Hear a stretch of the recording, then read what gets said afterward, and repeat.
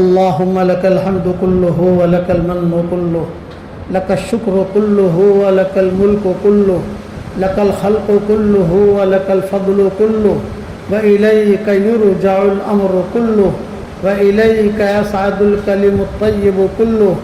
اللهم لك الحمد بالإسلام، لك الحمد بالإيمان، لك الحمد بالقرآن، لك الحمد حتى ترضى، لك الحمد إذا رضيت، لك الحمد بعد الرضا. اللهم لك الحمد حمدا حمدا، لك الشكر شكرا شكرا، كما ينبغي لجلال وجهك وعظيم سلطانك. اللهم إنا نستغفرك ونستسقيك، اللهم إنا نستغفرك ونستسقيك، اللهم إنا نستغفرك ونستسقيك. ربنا آتنا من لدنك رحمة وهيئ لنا من أمرنا رشدا. اللهم هيئ لنا من أمرنا مرفقا. ربنا آتنا في الدنيا حسنة وفي الآخرة حسنة وقنا عذاب النار. اے ہمارے پیارے اللہ، ہمارے گناہوں کو معاف فرما، ہماری خطاؤں سے درگزر فرما. اے اللہ، ہم اقراری مجرم ہیں، ہمیں ہمارے جرموں پر اقرار ہے. ہم جیسا گنہگار نہ تیری زمینوں نے دیکھا ہے، نہ تیری آسمانوں نے دیکھا ہے، نہ تیرے فرشتوں نے دیکھا ہے، نہ ہل نے دیکھا ہے، نہ حرم نے دیکھا ہے. اے اللہ، اور ہم نے تجھ جیسا کریم آقا بھی نہیں دیکھا. ہم گناہ کرتے رہے تو ہمیں روزی دیتا رہا، ہم گناہ کرتے رہے تو ہمیں مال و منال دیتا رہا، ہم گناہ کرتے رہے تو ہمیں روزی دیتا رہا، مسجد میں آنے کی توفیق دیتا رہا. اے اللہ، ہم اپنے گناہوں کا اقرار کرتے ہیں، ہم اقراری مجرم ہیں. اقراری مجرم کو معاف کر دیا جاتا ہے. تیرے نبی نے ہمیں فرمایا ہے کہ بارش نہ ہو تو اپنے گناہوں کا اقرار کرو. اے اللہ، ہم اپنے گناہوں کا اقرار کرتے ہیں. رات کے اندھیرے میں، دن کے اجالے میں، جان کر انجان کر، باہر جاہر ہر قسم کے گناہ ہم نے کیے ہیں. کوئی گناہ ایسا نہیں ہے جو ہم نے نہیں کیا ہو، لیکن تیری ستاری ہے کہ تو نے ہمارے عیبوں پر پردہ ڈال رکھا ہے. اے اللہ، ہم گنہگار ہیں اور پوری امت گنہگار ہے. اے اللہ، ہمیں بھی معاف فرما دے، اور پوری امت کی طرف سے معافی کی بھیک مانگتے ہیں. پوری امت کو بھی تو معاف فرما دے. اے اللہ، اس وقت میں ہمیں بارش کی ضرورت ہے. ہمیں برکت والی بارش عطا فرما، رحمت والی بارش عطا فرما، برکت والا پانی عطا فرما، ماء مبارکہ عطا فرما، ماء مبارکہ عطا فرما. اللہم انا نسألک ماء مبارکہ، اللہم انا نسألک ماء مبارکہ. اے اللہ، ہمیں برکت والا پانی عطا فرما. اے اللہ، ہماری جھولیوں کو ہدایت سے بھر دے اور ہماری جھیلوں کو پانی سے بھر دے. ہماری جھولیوں کو ہدایت سے بھر دے اور ہمارے جھیلوں کو پانی سے بھر دے. اے اللہ، بچے بھی پریشان ہیں اور دوسری جگہ جانور بھی پریشان ہیں. ہمارے گناہوں کی وجہ سے جانور بھی پریشان رہتا ہے. ہم نے کتابوں میں پڑھا ہے کہ کئی گناہ ایسے ہوتے ہیں کہ اس گناہ کی وجہ سے معصوم بچے بھی پریشان ہوتے ہیں اور چڑیائیں بھی پریشان ہوتی ہیں. اے اللہ، جمعہ کی نماز کے بعد دعائیں آپ قبول فرماتے ہیں. یا اللہ، یہ خاص وقت ہوتا ہے تیری رحمت کے اترنے کا. اس مبارک وقت میں ہم آپ سے ہمارے گناہوں کی معافی چاہتے ہیں اور توبہ بھی کرتے ہیں. اگر ہم غیبت کرتے تھے اب ہم غیبت نہیں کریں گے. اگر ہم جھوٹ بولتے تھے اب ہم جھوٹ نہیں بولیں گے. اگر ہم سودی کاروبار کرتے تھے ہم سودی کاروبار نہیں کریں گے. اے اللہ، اس مجلس کے اندر تیرے فرشتے بھی موجود ہیں، آسمان تک فرشتے ہی فرشتے ہیں. اے اس مجلس کے فرشتوں، ہمارا رب ہم سے روٹھا ہوا ہے، ہمارے روٹھے ہوئے رب کو منوا دو. اے اللہ، اس امت کو تو معاف فرما دے، اس امت کی شام کو صبح سے بدل دے. اے پہاڑوں کے وزنوں کو جاننے والے، اے سمندروں کے پیمانوں کو جاننے والے، اے کبے کے بچے کو اس کے گھونسلے میں روزی پہنچانے والے، اے درختوں کے پتوں کی تعداد کو جاننے والے، اے بارش کے قطروں کی تعداد کو جاننے والے، اے وہ پاک ذات، ہماری آنکھیں تجھے نہیں دیکھ سکتی، تیری آنکھ ہر وقت ہمیں دیکھتی ہے. اے اللہ، ہم سب کو تیری رحمت سے، تیرے کرم سے، تیرے مبارک ناموں کے برکت سے اے اللہ ہمیں برکت والا پانی عطا فرما، ہمیں بارش عطا فرما، ہمیں بارش عطا فرما، ہمیں بارش سے محروم نہ فرما۔ اے اللہ بارش تیرے قبضے قدرت میں ہے، اور قرآن کے اندر فرمایا ہے فَقُلْتُ اسْتَغْفِرُوا رَبَّكُمْ إِنَّهُ كَانَ غَفَّارًا يُرْسِلِ السَّمَاءَ عَلَيْكُمْ مِدْرَارًا وَيُمْدِدْكُمْ بِأَمْوَالٍ وَبَنِينَ وَيَجْعَلْ لَكُمْ جَنَّاتٍ وَيَجْعَلْ لَكُمْ أَنْهَارًا مَا لَكُمْ لَا تَرْجُونَ لِلَّهِ وَقَارًا۔ حضرت نوح علیہ السلام نے کہا تھا اپنے قوم سے تمہیں بارش چاہیے تو تم جو ہے اللہ سے معافی مانگو، توبہ مانگو۔ اے اللہ ہم اس وقت میں معافی مانگتے ہیں، توبہ مانگتے ہیں، ہمارے لیے بہترین بارش کا انتظام فرما۔ ہمیں ہدایت کی بھی ضرورت ہے اور ہمیں برکت والے پانی کی بھی ضرورت ہے۔ اے اللہ ہماری جھولیوں کو ہدایت سے بھر دے اور ہماری جھیلوں کو بارش کے پانی سے بھر دے، ہماری جھیلوں کو بارش کے پانی سے بھر دے۔ رحمت والا پانی ہمیں عطا فرما، زحمت والے پانی سے تو ہماری حفاظت فرما۔ اے اللہ حضرت عمر کے زمانے میں قحط آیا تھا اور بارش کم ہو گئی تھی، جانور مر رہے تھے۔ حضرت عمر رضی اللہ تعالیٰ عنہ نے چھوٹے چھوٹے بچوں کو بلا کر ان سے دعائیں منگوائیں، اور پھر حضرت عمر نے کھڑے ہو کر صرف 2 جملے کہے اللہم انا نستغفرک ونستسقیک۔ اے اللہ ہم آپ سے معافی مانگتے ہیں اور آپ سے پانی مانگتے ہیں۔ یہ کہہ کر مسجد نبی کی طرف روانہ ہوئے اور آسمان سے آواز آئی اتاک الغوث یا ابا حفص، اتاک الغوث یا ابا حفص، اتاک الغوث یا ابا حفص۔ وہ حفصہ کے ابا اللہ کی مدد آ گئی، اللہ کی مدد آ گئی۔ اے اللہ اب وہ تقویٰ ہم کہاں سے لا سکتے ہیں؟ وہ قصے بیان کر سکتے ہیں لیکن تقویٰ کہاں سے لا سکتے ہیں؟ اے اللہ ہم نے یہ سنا ہے تو کریم ہے، اور کریم ہمیشہ اپنے کرم کے دروازوں کو کشادہ کیا کرتا ہے۔ اے مولا کریم ہمیں خالی ہاتھ واپس نہ لوٹا، ہمیں خالی ہاتھ واپس نہ لوٹا۔ تیرے دربار میں کوئی آئے خالی ہاتھ واپس چلا جائے یہ تیری شان کے خلاف ہے، یہ تیرے علوم مرتبے کے خلاف ہے۔ اے خوبصورت پردے والے، اے خوبصورت چادر والے، ہمارے عیبوں پر پردے ڈال دے اور ہمیں مستفید الاخیار میں شامل فرما دے۔ اے اللہ جس نے بھی ہم سے دعاؤں کے لیے کہا ہو، دعاؤں کے لیے خطوط میں لکھا ہو، یا جن کا ہم پر کسی قسم کا حق اور احسان ہو، یا جو ہمیں اپنی دعاؤں میں یاد کرتے رہتے ہوں، مائیں بہنیں بیٹیاں ہمیں اپنی دعاؤں میں یاد کرتی رہتی ہوں، ہماری ساری دعاؤں میں ان کا پورا پورا حصہ عطا فرما۔ اے اللہ میری آواز جہاں جہاں پہنچے اور میری اس دعا پر جہاں کہیں آمین کہی جائے ان کے جائز مرادوں کو بھی پوری فرما اور ہمارے جائز مرادوں کو بھی پوری فرما۔ اس وقت میں سب سے زیادہ سخت ضرورت ہے ہمیں پانی کی۔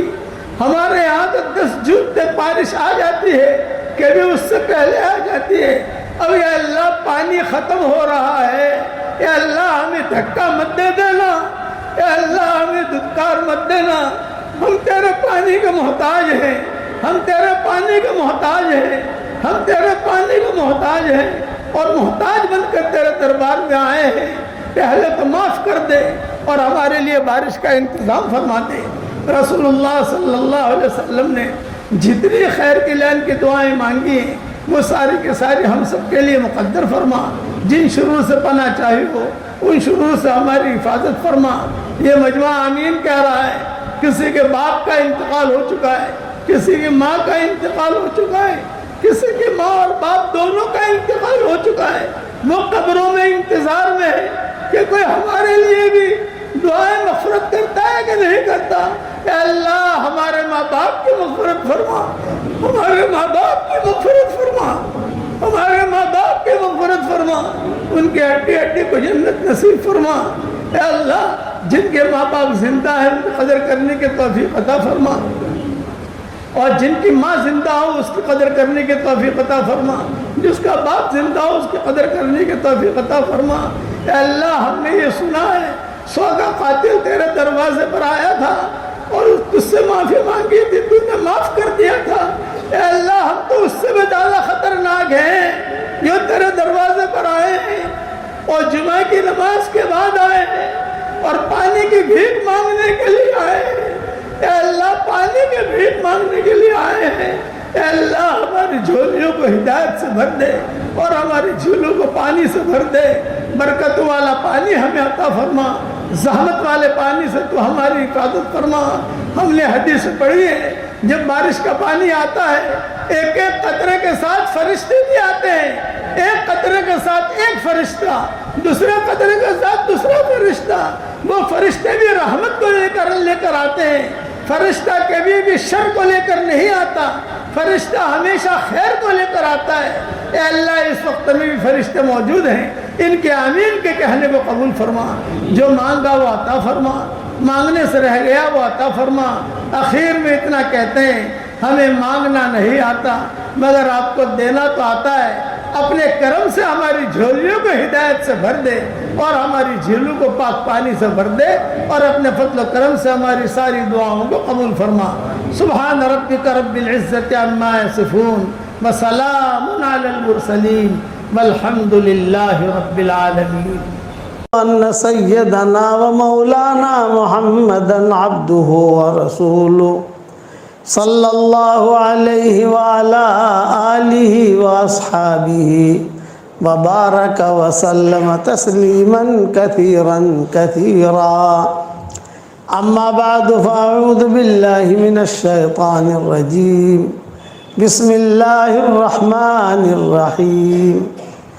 یا ایہا الذین آمنوا اذکروا اللہ ذکرا کثیرا وسبحوه بكرة وأصيلا هو الذي يصلي عليكم وملائكته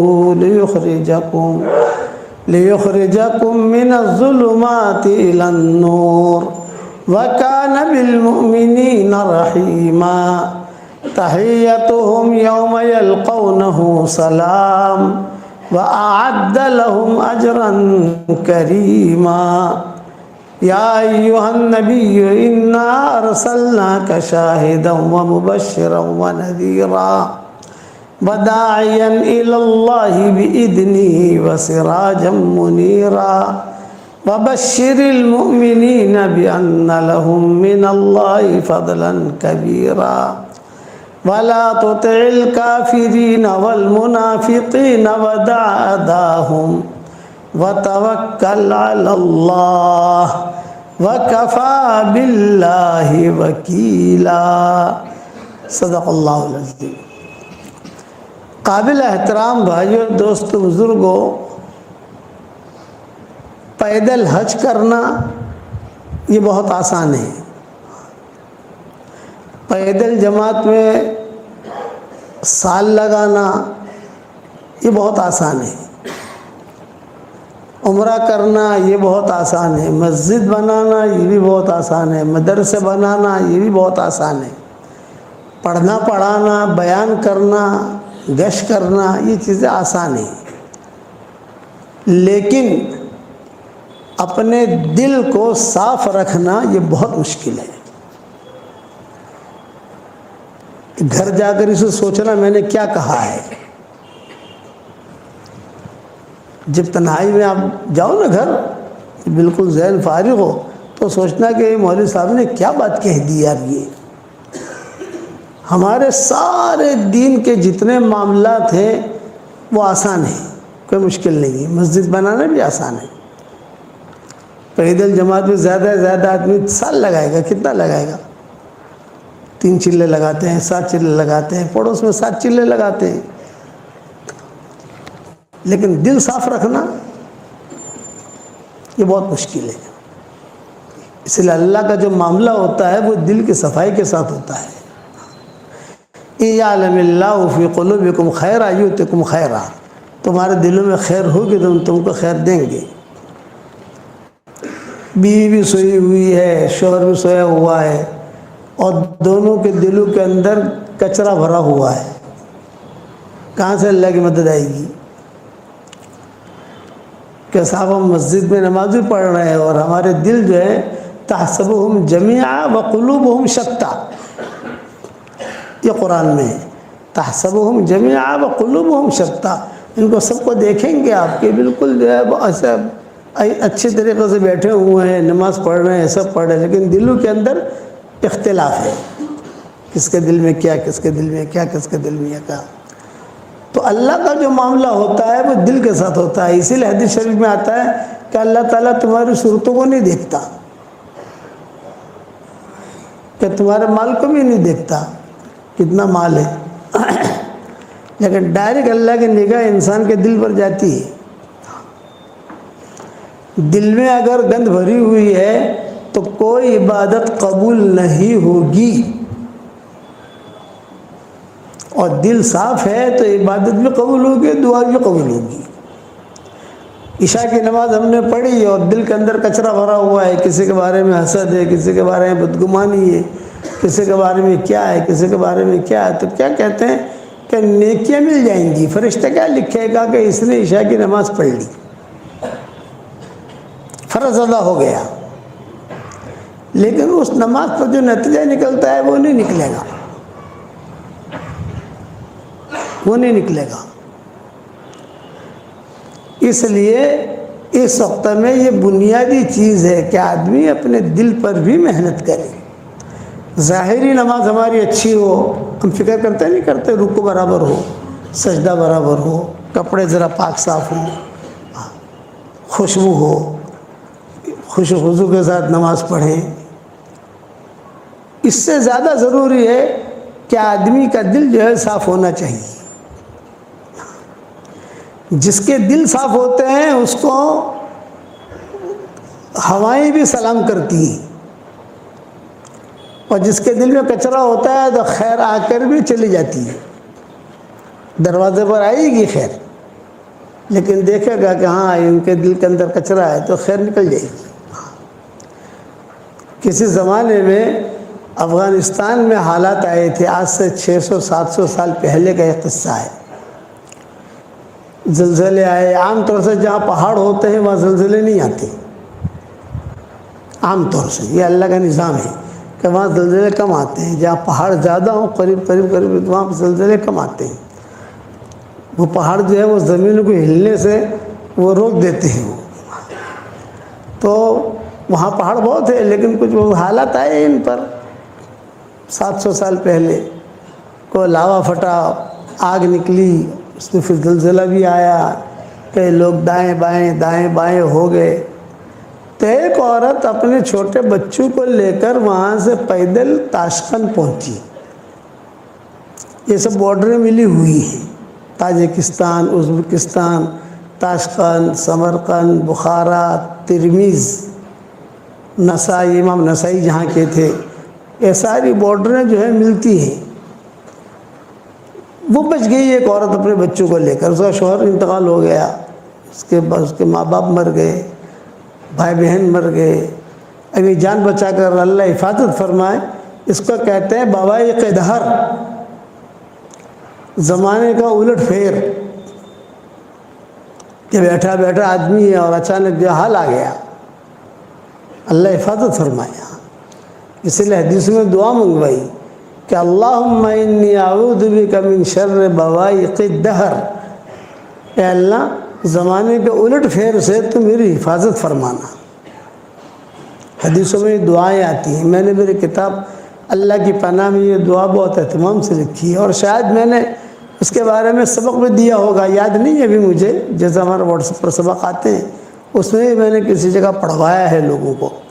تو یہ عورت چلتے چلتے اپنے جان بچا کر، بچوں کی جان بچا کر، میں کس پر سنا رہا ہوں یہ قصہ؟ دل کی صفائی۔ میرے والد صاحب رحمۃ اللہ علیہ فرماتے تھے کہ ایک مشرک ہے، اگر اس کا بھی دل صاف ہوگا نا تو سب سے پہلے اللہ اس کو ہدایت دے دے گا۔ یہ ابا فرماتے ہے مشرک، لیکن دل اگر صاف ہے اور یہ دل سے جو لوگوں کی خدمت کرنا سوچتا ہے، یہ کرتا ہے، تو سب سے پہلا کام اللہ کی طرف سے یہ ہوگا کہ اس کو ہدایت ملے گی، کار خیر کرنے کی توفیق ملے گی، آگے بڑھتا رہے گا وہ۔ تو یہ لڑکی بیچاری پہنچی تاشقند اپنے بچوں کو لے کر، تو امیر تاشقند جو تھا یہ مسلمان تھا۔ سیدھی گئی وہاں پر، اور وہاں جا کر اس نے اس سے کہا کہ دیکھ میں جو ہے سید گھرانے کی ہوں، اور افغانستان سے چلتے چلتے چھوٹے بچوں کو لے کر آئی ہوں، میرا سارا گھر اجڑ گیا ہے اور میں سید گھرانے کی ہوں، تو میری مدد کر۔ تو اس نے کہا میں تیری مدد کروں، لیکن ایک شرط کے ساتھ کہ تو سید گھرانے کی ہے تو دلیل لا، ثبوت لا، ثبوت۔ بھئی تو سید گھرانے کی ہے، کیا ثبوت ہے؟ کوئی رستے میں چلتے چلتے کہہ دے میں سید گھرانے کا ہوں تو ایسا تو مانا نہیں جاتا، کوئی ثبوت ہوتا ہے، تیرے پاس سند ہو، تیرے پاس ثبوت ہو، تیرے پاس کوئی دلیل ہو تو لا۔ تو اس لڑکی نے کہا کہ میں ثبوت کہاں سے لاؤں، سارا گھر ہی اجڑ گیا میرا، میرے پاس کوئی ثبوت نہیں ہے۔ تو اس بات سے وہ جو امیر تاشقند تھا اس نے کہا کہ میں مدد نہیں کرتا، تھا مسلمان، خیر اس کے گھر پر آئی لیکن خیر کی قدر نہیں کی اس نے، وہ لڑکی چلے گئی۔ اسے کے بنگلے کے سامنے ایک مجوسی کا بنگلہ تھا، ایرانی، وہاں گئی، دستک دی، وہ نکلا، سیٹ نکلا، آپ بہن کیوں آئی ہو؟ یہ فرمایا کہ میں جو ہے سید گھرانے کی ہوں اور بہت حالات میں آئی ہوں اور آپ میری مدد کریں۔ تو اس نے کہا اچھا تم سید گھرانے کی ہو، بنت رسول، حضور صلی اللہ علیہ وسلم کی بیٹی؟ ہاں، ارے آ جاؤ، بہت اکرام کیا، حالانکہ وہ مجوسی تھا، وہ امیر جو تھا وہ مسلمان تھا اور یہ مجوسی تھا، لیکن صاف دل کا تھا، معاملات کا کلیئر تھا۔ تو چنانچہ کتابوں میں لکھا ہے کہ دیکھو یہ 3 کمرے جو ہے وہ تیرے ہیں، تیری بچوں کے، تو آرام سے رہے جب تک تو زندہ رہے اور تیرے بچے زندہ رہے، تب تک تو رہے یہاں پر، میری طرف سے اجازت ہے، کھانا پینا سب تجھے مل جائے گا، فکر مت کرنا۔ خیر لڑکی خوش ہو گئی کہ اس مسلمان نے مدد نہیں کی، یہ مجوسی نے مدد کی۔ رات کو وہ جو امیر تاشقند تھا یہ سویا، اس نے خواب میں دیکھا کہ جنت سجی ہوئی ہے، لدی ہوئی ہے، اور حضور صلی اللہ علیہ وسلم اس جنت کی چابی لے کر باہر کھڑے ہیں۔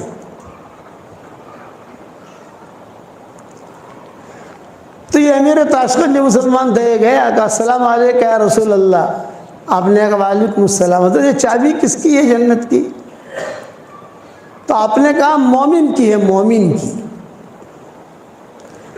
تو اس نے کہا میں بھی مومن ہوں۔ تو آپ نے کہا اچھا تو مومن ہے، دلیل لا، ثبوت لا، ثبوت، سند، کیا دلیل ہے کہ تو مومن ہے؟ جب آپ نے اتنا جملہ کہا خواب میں کہ تم دلیل لا، ثبوت لا، سند لا، وہ سمجھ گیا۔ پھر حضور صلی اللہ علیہ وسلم نے ڈانٹا اس کو خواب میں، میری بیٹی تیرے پاس آئی تھی اور کہا میں سید گھرانے کی ہوں، اور تو نے دلیل مانگی، ثبوت مانگا، سند مانگی، اور تو نے اس کی مدد نہیں کی، تو میں تجھے چابی کیسے دوں؟ تو مومن ہے، دلیل لا۔ خیر وہ حضور نے جب ڈانٹا تو وہ گھبرا کر کھڑا ہو گیا، خواب اس کا پورا ہو گیا۔ اسے پتا تھا کہ یہ لڑکی گئی ہے مجوسی کے یہاں، سیدھا گیا یہ مجوسی کے یہاں اور کہا انا الملک، میں بادشاہ ہوں، یعنی یہاں کا امیر تو میں ہوں، وہ لڑکی جو تمہارے پاس آئی ہے وہاں، یہی بات کہی، یعنی ہماری سنائی نہیں، وہ تو بڑا آدمی ہے۔ تو ساتھیوں نے کہا جو تم نے بات کہی ہے وہی بات تقی صاحب نے فلاں جگہ کہی۔ ایک چیز دیکھی میں نے وہاں کہ دل بہت صاف، اس لیے میرا یہ جملہ گھر جا کر بھی تھوڑا سا سوچنا کہ مولوی صاحب نے کیا کہا۔ یہ ہر کام آسان ہے، دل کو صاف رکھنا مشکل ہے، اور اللہ کی جو مدد آتی ہے وہ دل کی صفائی کے ساتھ آتی ہے۔ انما یتقبل اللہ من المتقین، دل صاف ہوگا تو خیریں سلام کریں گی آپ کو، جیسے مجوسی کو بھی اللہ نے ہدایت دے دی، دل صاف تھا اس کا، ہدایت مل گئی اس کو۔ اور جو مسلمان تھا بادشاہ، اور جس کا تعلق بھی بڑے بڑے لوگوں سے، لیکن دل میں کچرا بھرا ہوا تھا، تو اللہ نے اسے محروم کر دیا۔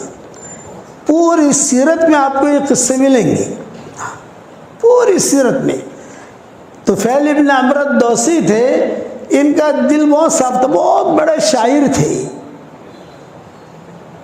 قبیلے بنی دوس۔ حضرت ابو ہریرہ اسی قبیلے کی تھی رضی اللہ تعالیٰ عنہ۔ یہ جب مکہ مکرمہ آئے تو مکہ مکرمہ یہ آئے حضور صلی اللہ علیہ وسلم سے ملنے نہیں آئے تھے۔ جیسے مشرکین مکہ آتے تھے مکہ مکرمہ عمرے کے لیے آتے تھے، طواف کرتے تھے، شرابیں پیتے تھے، اور آ کر وہاں زمزم کا پانی پیتے تھے، اپنے اعتبار سے دعائیں مانگتے تھے، پھر چلے جاتے تھے۔ وہ اس اعتبار سے آئے تھے طفیل بن عمرو الدوسی۔ تو مشرکین مکہ کو پتہ چلا کہ طفیل آئے ہیں، طفیل آئے ہیں۔ بہت ہمارے علامہ اقبال کے سب معروف ہیں کہ علامہ اقبال کے اشعار، علامہ اقبال، ویسے ہی طفیل بن عمرو الدوسی تھے۔ عربوں میں اچھے اچھے اشعار پڑھتے تھے تو لوگ جو ہے وہ جھوم جاتے تھے، بڑے بڑے اچھے اشعار پڑھے، بہت اچھے اشعار پڑھے، اور پڑھو اور پڑھو اور پڑھو۔ یہ طفیل بن عمرو الدوسی، دل کے صاف، دل میں کوئی کچرا نہیں۔ یہ جب مکہ مکرمہ پہنچے تو مشرکین مکہ نے دیکھا کہ ارے طفیل آئے، طفیل اتنا بڑا آدمی آیا ہے، بہت لبیب۔ ان کو کہتے تھے طفیل بن عمرو الدوسی کان شاعرا کان لبیبا، یہ ان کا نام تھا، کان شاعرا کان لبیبا۔ لبیب کا مطلب یہ بہت زیادہ عقل مند، معمولی اشارہ بھی سمجھ لے۔ تو مشرکین مکہ نے ان کو گھیر لیا اور گھیر کر یوں کہا کہ طفیل تم یہاں مکہ میں آئے ہو، لیکن تمہیں پتہ چلنا چاہیے ایک آدمی ہے جس کا نام محمد احمد ہے، وہ اپنے آپ کو کہتا ہے میں اللہ کا نبی ہوں، تو تم جو ہے اس کی بات مت سننا۔ اس کی بات میں اتنا جادو ہے کہ تمہارے شہر میں جادو نہیں ہے، تم جو اشعار پڑھتے ہو اشعار میں جادو نہیں ہے، بس اس کی بات تمہارے کان میں نہ پڑے۔ خوفنی، حدیثوں کو جملہ خوفنی، ڈرایا مجھے، بہت ڈرایا، بہت ڈرایا، اور میں ڈر بھی گیا۔ انسان جو ہے یہ تو کمزور ہے نا، کسی چیز کے بارے میں کچھ کہو، یہ کہو بکری کو دیکھنا مت، بکری کو دیکھنا مت، تیری بات تم چلاؤ، تو لوگ یہ واقعہ دیکھنا چھوڑ دیں گے اس کو۔ انسان اثر لیتا ہے، جنات اثر نہیں لیتا۔ انسان جلد باز ہے، جنات جلد باز نہیں ہے۔ انسان جھگڑالو ہے، جنات جو جھگڑالو نہیں ہے۔ اسی لیے قرآن میں کہا وَكَانَ الْإِنسَانُ أَكْثَرَ شَيْءٍ جَدَلًا، انسان جھگڑالو۔ جنات کے بارے میں اللہ نے نہیں کہا یہ جھگڑالو ہے۔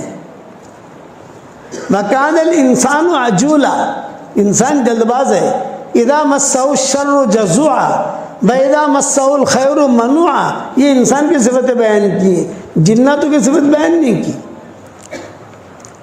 کہ ان کے یہاں جلد بازی نہیں ملے گی، ان کے یہاں جھگڑا نہیں ملے گا، بتھم بتھا تھوڑی بہت تو ہوگی، لیکن ہماری طرح جھگڑے نہیں ہوں گے کہ اس کو قتل کر دے، اس کو قتل کر دے، اس کا مال ہڑپ کر جاوے، اس کا مال ہڑپ کر جاوے، یہ چیز نہیں، اپنی زندگی گزاریں گے وہ۔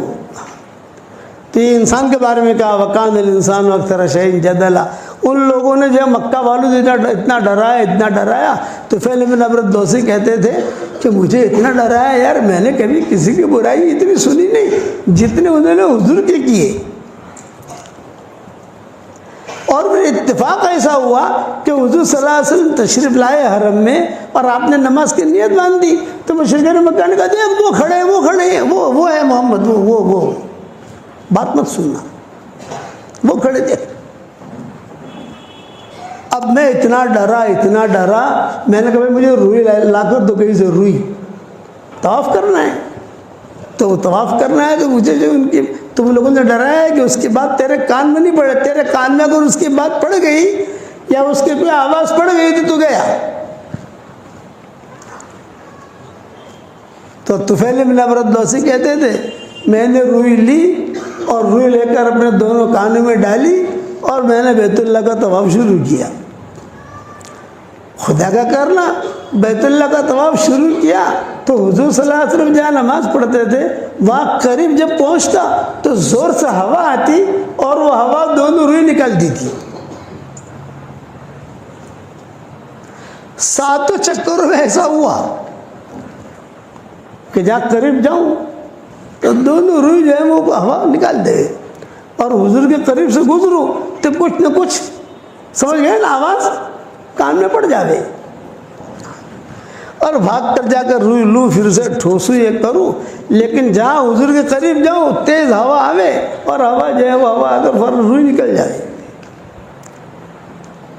تو میں نے یہ سوچا, طفیل بن عمرو الدوسی کہتے تھے صاف دل کے آدمی تھے, کچرا نہیں تھا. آج آپ لوگ نیت کرو کہ ہمیں ہمارے دلوں کو صاف رکھنا ہے, اور بہت تنہائی میں بیٹھ کر یہ میرا مضمون سوچنا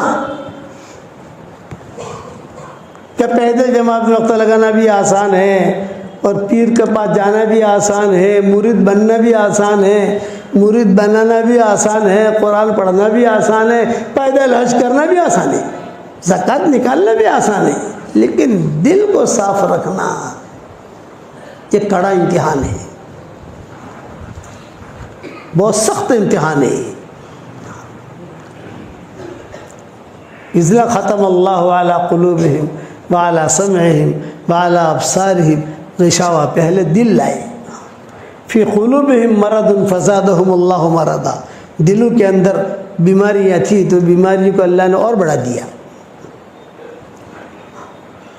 تو طفیل بن عمرو الدوسی کہتے تھے میں نے جب طواف پورا کر لیا تو میرے دل میں یہ بات آئی کہ یار طفیل تو بہت بڑا شاعر ہے, لبیب ہے, سمجھدار ہے, ذرا محمد سے بات تو کرو. بیٹھ گئے حضور کے پاس, اور حضور صلی اللہ علیہ وسلم سے کہا کہ آپ کون ہیں, کیا چاہتے ہیں آپ کے گھر والے, آپ کے سب رشتہ دار یہ سارے کے سارے آپ کی مخالفت کرتے ہیں. آپ نے فرمایا میں کچھ نہیں چاہتا. حضور صلی اللہ علیہ وسلم نے قرآن کی آیتیں پڑھنی شروع کی. قرآن تو قرآن ہے, قرآن ایسا کلام ہے کہ جس کا دل صاف ہوگا تو ڈائریکٹ دل پر اثر کرے گا, اور جس کے دل میں کچرا ہوگا وہ اس کا دل اثر کرے گا ہی نہیں. قرآن کا کوئی اثر نہیں ہوگا اس پر. اسی لیے حضور صلی اللہ علیہ وسلم دعا مانگتے تھے کہ اللہم طہر قلبی من النفاق, اے اللہ میرے دل کو تو پاک کر نفاق سے. اور نبی منافق ہو سکتا ہے بھائی؟ اسے دعا مانگتے تھے کہ اللہم طہر قلبی من النفاق اللہم انی اسألک قلبا سلیما. آپ نے فرمایا جب لوگ مال بہت جمع کریں نا, یہ صحیح حدیثوں میں آتا ہے, صورت میں آج کل مال بہت آ رہا ہے نا بھائی, ارے ہاں تو کہو یار, کتنا ہم کو بھی تو انداز لگتا ہے. ہم گلی میں داخل ہوتے ہیں سمجھ جاتے ہیں کتنا اوپر جا رہا ہے کتنا نیچے آ رہا ہے, ساری دنیا میں جاتے ہیں. تو جب مال لوگ بہت جمع کریں تو اللہ تعالیٰ سے دل کی صفائی مانگو. اللہم انی اسألک قلبا سلیما, لمبی حدیث ہے, اس کا ایک ٹکڑا میں نے کہہ دیا کہ اللہم انی اسألک قلبا سلیما الا من اتى اللہ بقلب سلیم. قرآن میں اذ جاء ربہ بقلب سلیم. تو یہ طفیل بن عمرو الدوسی جو تھے یہ قلب سلیم والے تھے. حضور صلی اللہ علیہ وسلم نے کچھ نہیں کہا, حضور نے قرآن کی آیتیں پڑھی. بس جہاں حضور نے قرآن کی آیتیں پڑھی تو پہلے یوں دیکھتے تھے حضور کو, اور یوں جو ہے حضور قرآن کی آیت پڑھتے گئے آہستہ آہستہ آہستہ آہستہ, ان کی نگاہیں نیچے ہوتی گئی. یہ پہلے پاؤں پھیلا کر بیٹھے تھے, بعد میں پاؤں جو ہے سکڑ لیے. قرآن ہے. تو پھر حضور صلی اللہ علیہ وسلم سے پوچھا تھا آپ چاہتے کیا؟ میں کہتا ہوں مسلمان ہو جائے, کامیاب ہو جائے گا تو. یہ کہاں چکروں میں پڑھا ہے اس کے, تو مجھے کیا کرنا پڑے گا؟ یہ فرمایا کہ تم کلمہ پڑھ لے, مجھے اللہ کا نبی مان لے. مسلمان ہو گئے وہ. وہاں مشرکین مکہ دیکھ رہے تھے, وہ کہہ رہے تھے کہ ارے یار یہ بھی جو ہے نا اس کے باتوں میں آ گیا, یہ باتیں کر رہا ہے, اب ہاتھ ہلنے بند ہو گئے ہیں, پاؤں بھی سکڑنے لگے ہیں, اور آنکھیں بھی نظریں بھی جو ہے نیچے ہونے لگی ہے, مانو نہ مانو یہ مسلمان ہو گیا. اچھا یہ معالج بھی تھے, علاج بھی کرتے تھے, جنات وغیرہ کا علاج, جنات ہو جادو ہو, یہ تو شروع سے چلا آ رہا ہے نا, جنات جادو. تو یہ علاج بھی تھے، وہ علاج بھی کرتے تھے۔ تو مکشف بن مکہ نے کہا تھا ان کو کہ دیکھو ذرا دماغ بن ثعلبہ کو بھی کہا تھا، دماغ کو بھی کہا تھا، ان کو بھی کہا تھا کہ دیکھو تم جاؤ، تو اس کی بات مت ماننا، ایسا لگ رہا ہے کہ محمد پر جادو ہو گیا ہے، کسی کا نظر لگ گئی ہے، تو ذرا علاج بھی کر دینا۔ تو انہوں نے کہا ٹھیک ہے میں علاج کر لوں گا، بے فکر رہو۔ اب جب حضور صلی اللہ علیہ وسلم گھر میں گئے تھے، پیچھے پیچھے گھر تک چھوڑنے گئے، وہاں ساری ٹولی دیکھ رہی تھی، یہ تو حضور کے ساتھ جا رہے ہیں، اور حضور صلی اللہ علیہ وسلم گھر میں چلے گئے۔ گھر میں جانے سے پہلے انہوں نے کہا طفیل بن عمرو الدوسی نے کہ حضرت میں میری قوم کا بڑا ہوں اور ساری قوم جو ہے یہ مجھے اپنا بڑا مانتی ہے۔ ابو ہریرہ جو تھے اسی قبیلے کے تھے، قبیلے بنے دوست کے تھے ابو ہریرہ، بعد میں مسلمان ہوئے ہیں۔ اب طفیل بن عمرو الدوسی کو مارنے والے یہ ابو ہریرہ تھے۔ ارے کیا تو اسلام کی بات کر رہے ہیں یہاں پر ہمارے گاؤں میں آ کر؟ یہ اسی قبیلے کے تھے، طفیل بن عمرو الدوسی کے قبیلے کے ابو ہریرہ۔ تو حضور صلی اللہ علیہ وسلم نے فرمایا کہ ہاں تمہارے قوم میں جاؤ اور ان کو اللہ رسول کی طرف دعوت دو، کوئی بات نہیں ہے، تم جاؤ دعوت دینا۔ یہ کہہ کر طفیل بن عمرو الدوسی جو ہے لوٹے تو مشرکین مکہ نے پکڑ لیا۔ ارے طفیل کیا ہوا کیا ہوا؟ یہ فرمایا میں گیا تو تھا ان کے علاج کرنے کے لیے، لیکن انہوں نے میرا علاج کر دیا۔ میں گیا تھا محمد کے علاج کرنے کے، محمد کا علاج کروں، تو انہوں نے میرا علاج کر دیا اور میں مسلمان ہو گیا۔ تو مکہ والوں نے کیا کہا کہ ہمارا تمہارا کوئی جوڑ نہیں، کوئی بات نہیں، تمہارا تم سے دوست رکھنے کا مجھے کوئی فائدہ بھی نہیں ہے، یعنی مجھے تمہاری ضرورت بھی نہیں ہے، کوئی مسئلہ نہیں ہے۔ چلتے چلتے انہوں نے ایک بات حضور صلی اللہ علیہ وسلم سے پوچھی تھی، ایک بات فرمایا حضرت میں اپنے قوم کا بڑا تو ہوں، لیکن ایک مسئلہ ہے، وہ مسئلہ یہ ہے کہ میں وہاں جا کر دعوت دوں گا تو یہ لوگ پوچھیں گے کوئی نشانی ہے کہ نہیں، کچھ تو آپ دعا کر دیں کہ اللہ تعالیٰ کوئی نشانی دے دے مجھ کو۔ تو حضور نے دعا کے لیے ہاتھ اٹھائی، اللہم اجعل لہ آیہ، اللہم اجعل لہ آیہ، اے اللہ اس کو نشانی دے دے۔ فرشتوں نے آمین کہی، حضور نے آمین کہی، طفیل بن عمرو الدوسی نے آمین کہی، دعا قبول ہو گئی۔ طفیل بن عمرو الدوسی کہتے ہیں میں مشرکین مکہ میں اعلان کر کے نکلا بھی میں تو مسلمان ہو گیا ہوں، میں تو جا رہا ہوں، اور کوئی بات نہیں۔ اب یہ روانہ ہوئے، اپنے قبیلے میں پہنچے، ان کا قبیلہ پہاڑوں کے بیچ میں رہتا تھا، یعنی ان کے قبیلے میں جانا ہو، داخل ہونا ہو تو جب پہاڑ سے اتر کر پھر نیچے جاؤ آپ تو ان کا قبیلہ ملے گا۔ سب کے گھر رہتے تھے وہاں، اور چاروں طرف پہاڑیاں۔